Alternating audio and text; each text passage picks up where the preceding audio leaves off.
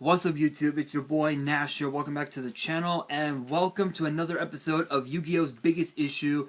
This week's episode, just like when I talked about the structure decks, this one is about the starter decks, the pros and cons of the starter decks, and basically giving my thoughts as to whether or not we'll be getting starter decks again moving forward here in 2021, again moving forward. So, if you guys don't know, the starter decks were released, the first starter decks, Starter Deck Yugi and Starter Deck Kaiba were released on March 28th, 2002. It was literally just 2 weeks after Legend of Blue Eyes White Dragon, and it was basically the introduction to, if you guys don't know, the first few sets was basically the introduction to the Yu-Gi-Oh game itself. So, to show you guys the cards that were in both of those decks, the cards that were in both decks, there was a total of 50 cards. So I believe you had...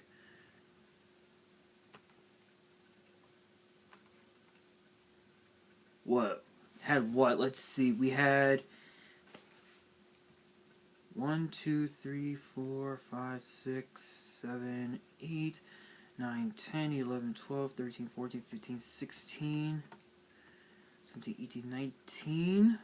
19 monsters. 1, 2, 3, 4, 6, 7.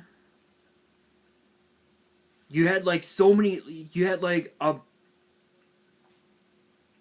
plethora of like monsters and spells and traps. There were 50 cards in there. I believe it was basically. I think it was like what, 20 monsters, 20 spells and 10 traps or something. I don't remember how many cards there were, what the ratios were. But the cards that were in the deck, you had Mystical Elf, Feral Imp, Winged Dragon, Guardian of the Fortress #1, Summon Skull, Beaver Warrior, Dark Magician, Gaia the Fierce Knight, Curse of Dragon, Celtic Guardian, Mammoth Graveyard, Great White, Silver Fang, Giant Soldier of Stone, Dragon Zombie, Doma the Angel of Silence, Ansatsu, Witty Phantom, Claw Reacher, Mystic Clown, Sword of Dark Destruction, Book of Secret Arts, Dark Hole, Dion Kato, the Cure Master, Ancient Elf, Magical Ghost, Fisher, Trap Hole, Two-Pronged Attack, D-Spell, Monster Reborn, Reinforcement, Change of Heart, the Stern Mystic, Wall of Illusion, Neo the Magic Swordsman, Baron of the Fiend Sword, Man-Eating Treasure Chest, Sorcerer of the Doom, Last Will, Wapaku, Soul Exchange, Card Destruction, Trap Master, Dragon Capture Jar, Yami, Man-Eater Bug, Reverse Trap, Reverse Trap, Remove Trap, Castle Walls, and Ultimate Offering. Some of these cards were banned for a good amount of time. Like I remember Dark Hole was banned for quite a few years actually, just because of how powerful it was back then, being able to just recycle it from the graveyard and just keep using the card over and over again. It was absolutely insane. So, you know, and then of course with that was the Yugi deck. The Kaiba deck on the other hand, it was I think in my personal opinion, I think the Kaiba deck was a little bit better, just because of the fact that the deck was mostly revolving around dealing burn damage, but also trying to be able to control the field, if you will, to be able to control the game to your advantage. So for the cards that were in that deck, you had Blue Eyes White Dragon, Hitatsumi Giant, Ryu Kishin, the Wicked Worm Beast, Battle Ox, Komori Dragon, Judge Man, Rogue Doll, Kojikaki, Yurabi, Gaia Kuteno, Megami, Mystic Horseman, Terror the Terrible, Dark Titan of Terror, Dark Assailant, Master and Expert, Unknown Warrior of Fiend, Mystic Clown, Ogre of the Black Shadow, Dark Energy, Invigoration, Dark Hall, Ukazi, Ryukishin Power, Sword Stalker, Lajin the Mystical Genie of the Lamp, Rude Kaiser, Destroyer Golem, Skull Ripper, D-Human, Pale Beast, Fisher Trap Hole, Two-Pronged Attack, D-Spell, Monster Reborn, The Inexperienced Spy, Reinforcement, Ancient Telescope, Just Desserts, Lord of D, the Flute of Summoning Dragon, the Mysterious Puppeteer, Trap Master, Sojin, Hain, or I guess if you got the Master Guide, the DVD Master Guide, apparently they called it Hane for some odd reason, but we've known it, but we've referred to it as Hain for some reason. Remove Trap, Reverse Trap, Castle Walls, and of course Ultimate Offering. Again, this was more so, again, with these two decks in particular, they were more so just, giving an introduction to the game. But by the time we got into 2003, we had gotten the starter deck Joey and Pegasus, in which the cards that were in here are a little bit different. They're slightly different. I think the only thing that's different was just the monsters. Everything else was just pretty much the same. You have cards like Fake Trap, Reverse Trap, Trap Hole, Reinforcements, Castle Walls, Wabaku, Monster Reborn, and what have you. The funny thing is that with the starter decks, you did not get Pot of Greed, which I hate the memes. I'm saying it now. I am not a fan of the Pot of Greed memes. It's simple. Draw 2 cards. Plain and simple. Plain and simple. There, I said it. I know I'm gonna get hated in the comments for that one. So that's okay. Hate away. Anyway.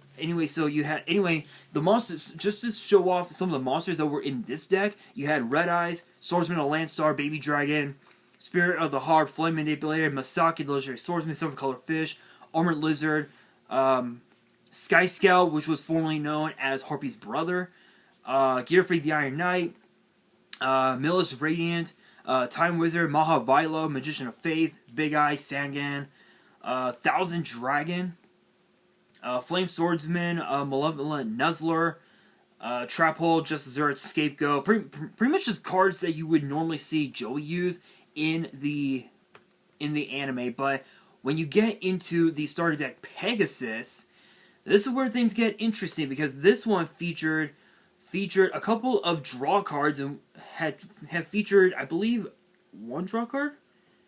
Had featured a couple of draw cards, and one of them was actually none other than Graceful Charity. This was actually the starter deck that this was the deck that introduced us to Graceful Charity, in which by the time we got into the GX era, Graceful Charity had went to 1, and then I think by the time we got into, I think, Reaper format, if I remember right, Graceful Charity ended up getting banned, and it's been banned ever since. And if you guys don't know about Graceful Charity, it's basically simple. You just draw 3 cards, and you have to discard 2. It was one of those cards that would give you card advantage to make Chaos Emperor Dragon or even Black Luster Soldier, where you can just pitch, where with Graceful Charity you draw 3 and you're able to pitch a light and a dark, banish those 2, summon Chaos Emperor or even BLS, and just attack your opponent for game. But there were quite a few, there were a lot of cards in this deck that featured cards from starter deck Pegasus, from starter deck Joey, Yugi, and Kaiba. You had Rogue Dog, Yarabi, Giant Soldier of Stone, Hain, Man-Eater Bug, what else could I think of? What else is here? Ultimate Offering, Seven Tools of the Bandit, Wabaku, Reinforcements, Monster Reborn, MST, D-Spell. So just from these 4 alone, there weren't really any cons about these decks. I think the only con for these 4 decks would probably have to be the fact that the gameplay would basically be slower. So this would be the introduction to a couple formats. One was obviously hand control format, and it was also another introduction to a deck that was known as Beatdown Burn, which is basically the starter deck Kaiba. So now we go into 2004, and we have the Yugi and Kaiba Evolution starter deck. So when you look at Yugi's deck, nothing really much has changed. I think they just added they added a few other cards to it. They did add Dark Magician, but not it's actually a reprint from Legend of Blue Eyes. The artwork itself is a reprint from LOB, but if you guys don't know, the don't mind that. Don't mind that. It's just the gardeners. They're out there doing their thing, but the artwork for Dark Magician and Blue Eyes White Dragon in the Yugi and Kaiba Evolution starter decks are reprints from LOB compared to the ones from the original starter decks is the original artwork from the anime. So honestly, personally, I prefer the starter deck Yugi and Kaiba artworks over the LOB artworks just because they're more iconic when it comes to the anime, and that's just my personal opinion. But the cards that were in this deck, you had Dark Magician, Mystical Elf, Feral Imp, Winged Dragon, Guardian of the Fortress #1, Summon Skull, Beaver Warrior. Pretty much just cards that were basically from the original starter deck, but with a few other cards as well. You have Great White, Giant Soldier, Sun, Mystic Clown, Gazelle, the King of Mythical Beasts, Warrior Digrapher, Darkblade, Wall of Illusion, Man-Eater Bug, Sagan, Karibo. Basically, Karibo was like one of the first hand traps ever made in history. Giant Rat, Blackluster Soldier, The Ritual, Blackluster Ritual, Darkhold, Dion Kendo, The Cure Master, Fisher, Monster Reborn, Change of Heart, Last Will, Card Destruction, Remove Trap, The Reliable Guardian, Axe of Despair, which is a really cool card actually. You equip it to a monster, it gains 1,000 attack. It's just really good. Malevolent Nuzzler, MST, Mystic Plasma Zone, which is actually a field spell. Swords of Revealing Light, Pot of Greed, Trap Hole, Wabaku, Magic Jammer, 7 Tools of the Bandit, Spellbinding Circle, Eye of Truth, Backup Soldier, Shift, Disappear, and Regeki Break. The ones for Kaiba, I think it was pretty much the same. It's like just a different. They added different cards to it, if I remember right. Battle Ox, yeah, it's just pretty much the same. Pretty much the same, but they just added, cards like Jar of Greed, Light of Intervention, just cards that you would normally see, cards you would normally see Kaiba use in the anime. So the pros and cons from these two, again was this one in particular was more of a introduction to Magical Scientist format, which if you guys don't know, Magical Scientist FTK was one of the most broken decks in the format. Being able to normal summon Magical Scientist, being able to normal summon Magical Scientist, next turn tribute it to summon Catapult Turtle, being able to activate Monster Reborn, resummon Magical Scientist, trigger the effect, being able to summon what was it, 6, 7 fusions, being with 2100 attack, being and just using Catapult Turtle's effect to deal your opponent 10-50 damage and just being able to attack per game. That right there was like one of the most broken formats ever. So this was the introduction to that, but it was also the introduction to Chaos format, which brings us into 2006. So Starter Deck 2006 was kind of an interesting one because it was basically a mix of some of Yugi's cards with Kaiba's cards with Joey's cards and also with Jaden's cards. So you have Gazelle, Warrior Digrapher, Luster Dragon #2, Darkblade, Luster Dragon, Warrior of Zara, Avion, Percentric, Clayman, Sparkman, Blade Edge, Skalango, Karibo, Spear Dragon, Ukazi, Black Pendant, Sparkman, Jar Greed, Reinforcements, Castle Walls. It's pretty much the same thing. This one in particular was the introduction to the GX era, where we start to get more and more fusions coming into the game. Starter Deck Jaden and Cyrus were probably the most interesting, I'll say. So for this one, you have cards like Necroshade, Avion, Burstinatrix, Clayman, Sparkman, Bubbleman, Blade Edge, Wildheart, Mask of Darkness, Exile Force, which was like a really good card, Mataza the Zapper, Rush Recklessly, Lightning Blade, Giant Trune, Heavy Storm, Banner of Courage, Righteous Justice, Negate Attack, Magic Cylinder. Just some incredible cards for Jaden. But for Cyrus was one of those decks that it did nothing to the meta. You have a bunch of the Roid monsters, so you have Express Roid. You had the Goichi, the Battle Channel Locomotive, Patroid, Giant Roid, Steam Roid, Drill Roid, Submarine Roid, Ambulance Roid, Rescue Roid. You had a Baki, Black Pendant, Rush Recklessly. This deck did absolutely nothing to the meta. I think the only good cards that were in here, were Dark Blade, because it was a 1800 body on board. You even had Zur, Knight of Darkwood, which I think is 1600 body on board. Book of Moon, which was a card that could just that could just stop your opponent from activating monster effects. Trap Hole, which was another really good one. Brain Control. Brain Control was the card that these two decks was the introduction to Go format, but by the time we get into 2008, to 2008 and 2009, we have the 5Ds starter deck. So 5D starter deck 2008. I believe this gave us a couple of synchros, if I remember right.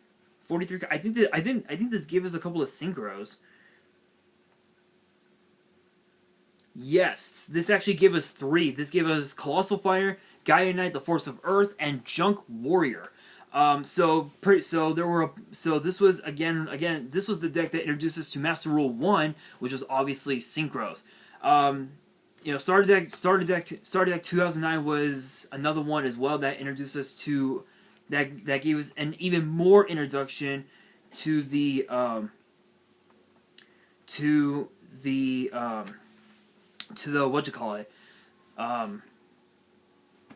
the synchro format. But this was also one of the decks that introduced us, that was the prelude, if you will, to X Sabers, which we may have seen. We may have gotten the X Sabers in the starter decks, back in the day, but we didn't see them in action, in the anime until Arc 5, which was pretty weird.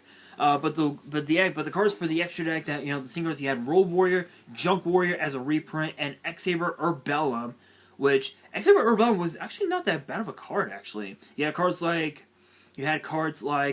Go Giga Gaga Gigo. Yes, that is a tongue twister. Saber Swords, the Dragon Dwelling in the Cave, Road Synchron, X Saber Airbellum, X Saber Galahad, Pride of the Weak, Rust Recklessly, Drunk Synchron, Ukazi, just a bunch of other reprints, Twister, Giant Trinade. And then of course we fast forward into the 5D's Duelist Toolbox, which I think that was, what was that? Was this a warrior deck? I think so. I think this was like a warrior based deck. So for the extra deck, you had cards like Junk Destroyer, Urbellum, which was a reprint, Gaia Knight, the Force of Earth, and X Saber Wayne, Hammer Shot, Monster Reincarnation, just a bunch of cards that got limited at some point down the road, but they ended up coming off the list. And then of course 2011 you had Dawn of the Xyz. In 2012 you had Xyz Symphony. Then in 2013 you had the Yugi and Kaiba Reloaded starter decks, and also the Super Starter V for Victory, which was the introduction to Chaos number 39 Utopia Ray V, which was a really cool card. And then of course we get into Arc 5 Vrains. There are just so many different starter decks here that were just really good, but there were a few that did nothing to the meta, and that's actually coming in from 2019 and last year. 2019, the Speed Duels. We had the Duels of Tomorrow, Destiny Masters, Ultimate Predators, and then 2020 we had Twisted Nightmares and Match of the Millennium, which I believe that was the Pharaoh versus Pegasus. Twisted Nightmares was Marek versus Bakura. Predators, Ultimate Predators, I think was Rex and Weevil. Destiny Masters, I think it was the Pharaoh, Pegasus, and a Shizu. And then the Duels of Tomorrow was Mai, Kaiba, and Joey, if I remember correctly. So the pros in my opinion, the pros for starter decks, the pros is just basically the fact that it's an introduction to whatever format is there, you know, whether it's for speed duels or whether it's, you know, for start, or whether it's the regular, starter decks. You know, it's an introduction to it. So when you look at, Dawn of the Xyz from 2011, this was the introduction to the Xyz format, which was the starter deck that introduced us to number 39 Utopia, and also gave us Granosaurus and Gachi Gatensu. Gantetsu.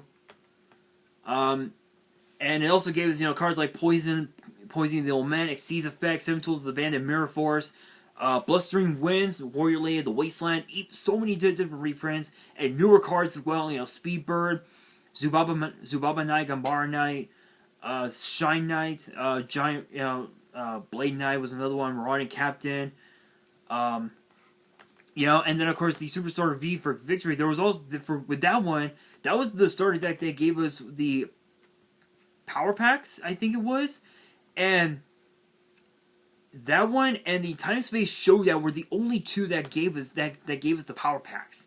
So for the Power Packs, I think you could get I think what was it, MST, Chronomaly Atlantis, just so many different ones. But the Xyz monsters that were in here, you had number 39 Utopia, you had Utopia Ray V, Acid Golem of Destruction, and Chronomaly Atlantis. So quite a few numbers in this one actually. And then of course Cosmo Coin, which was like a big reprint, because this was introduced to us as a McDonald's promo pack in 2002, 2003, and even now as an ultra rare, it's going for like well over $80, up to like $300. That's how crazy it is. But you also get like Mirror Force, Magic Cylinder. Those are just some of the cards that you can get in the power pack that they have. And then when you look at at the Time Space Showdown, starter deck, you can get cards like Divine Wrath and the Allied Forces, Reinforcement of the Army, Dark Hole. And there, I think this was also, I believe this was a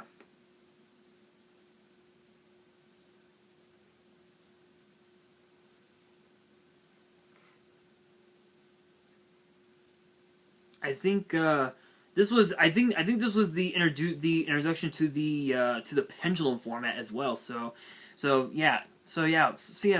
my thoughts on it. I think again the pros. It's a great way to introduce new players into whatever format we're in. Like right now, if we were to get starter decks, a starter deck that has all of the different, methods of summoning, Fusion, Synchro Xyz, Link, Pendulum, that right there would be the perfect starter deck for new players, to get introduced into the format, and then they'll be able to get, booster boxes, the upcoming sets, like obviously Lightning Overdrive is coming up. I think in June we have Ghosts of the Past coming out in less than a couple weeks. Which I think is going to be great. Getting to see a Ghost Rare, Dark Magician Girl. What else? Blue Eyes Alternative. Firewall Dragon. Just getting to see these reprints, these cards reprint as Ghost Rares is incredible. But from what I've seen, apparently you get 5 ultra rares, but one of the packs you get could potentially have a ghost rare. So I'm hoping to pull a ghost rare, but if not, I'm all right with it. But the cons of it, I think, is just the fact. I think it's just the cards that are reprinted in the starter deck. So when you look at 2018, the starter deck, the Codebreaker starter deck, there was really nothing that was good about this. I think like the only cards that were good in terms of like reprints were like Monster Reborn, MST, Book of Moon, What else? Shadow Spell, Call of the Haunted Mirror Force, Torrential, Bottomless. Other than that, those were like the only cards that were like really good. Everything else was just crap, just utter shit. So yeah, so I think that's like those are just some of the different cons that you could that you can get when it comes to starter decks. So as far as whether or not we'll be getting them anytime soon, I don't think so. I don't think we'll be getting any more anytime soon, given the fact that right now we're already into the Yu-Gi-Oh! Sevens era, and we're not getting any rush duels because we already have we already have something similar to it. Obviously, Duel Links, and over in the OCG they have the rush duel starter decks and whatnot. So I really don't think we'll be getting any starter decks anytime soon. But if Konami were to release a starter deck, I could definitely see them printing building releasing a starter deck that has all of the different methods of summoning, all the fusion, how to fusion summon, how to synchro summon, how to exceed, pendulum, link, all of that. I can definitely see that happening, but I really don't think it's gonna happen. But guys, that is gonna do it for this episode of Yu-Gi-Oh's Biggest Issue. Question of the day: what is your all-time favorite Yu-Gi-Oh starter deck? I think for me, my personal favorite would probably have to be the Super Starter V for Victory, just because of the fact that that was one of the first couple of starter slash structure decks that I've ever opened in my career as a YouTuber and as a Yu-Gi-Oh player. So that would have to be my personal favorite. But let me know in the comments below your answer. And that is going to do it for this video. Hopefully you guys enjoyed. If you did, make sure you guys smash that thumbs up button if you guys are new to the channel. And you guys want more episodes of Yu-Gi-Oh's Biggest Issue, which gets posted every single Friday, except for next week. I don't know. I'll see what happens, because it's obviously WrestleMania week. Make sure you guys hit the subscribe button and hit that notification bell saying do not miss out on any new content that comes your way. And be sure to follow me on Twitter and Instagram. All the links will be down in the description below. And if you guys if you guys have any fan mail that you want to send me and want me to open up on the channel, my address will also be in the description as well. And on that, this is your boy Nash, signing out.